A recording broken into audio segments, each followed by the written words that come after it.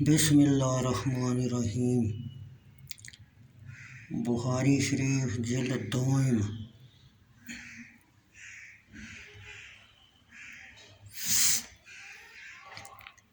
بخاری شریف جلد دوم، حدیث نمبر 1329۔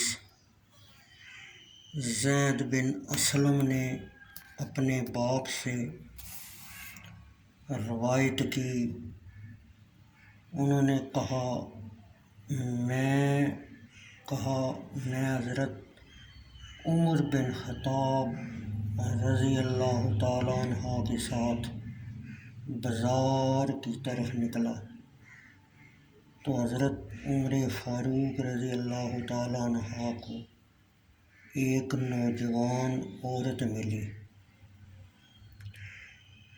اس عورت نے کہا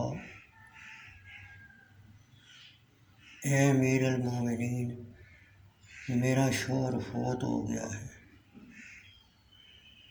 اور چھوٹے چھوٹے بچے چھوڑ گیا ہے۔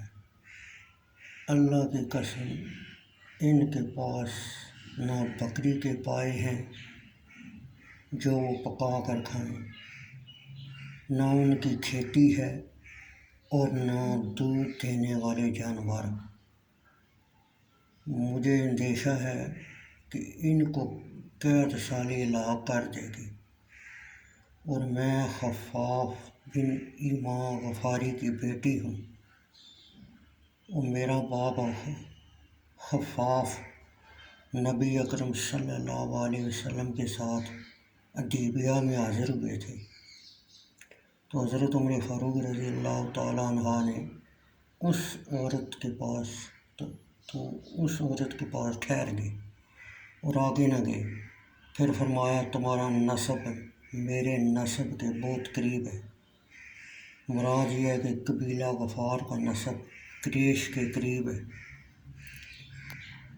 پھر آپ ایک طاقتور قوی اونٹ کی طرف واپس گئے جو سرائے میں باندھا ہوا تھا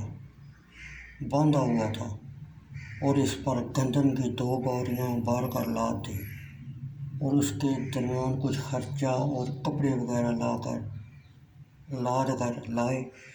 پھر اس اونٹ کی مہار اس عورت کو پکڑا دی، پھر فرمایا اس کو لے جاؤ اور یہ ہرگز ختم نہیں ہوگا حتیٰ کہ اللہ عز و جل تم پر بہتری کرے۔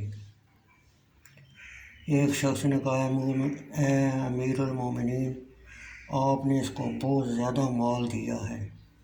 حضرت عمر فاروق رضی اللہ تعالیٰ عنہ نے فرمایا تیری ماں مرے، اللہ کی قسم میں نے اس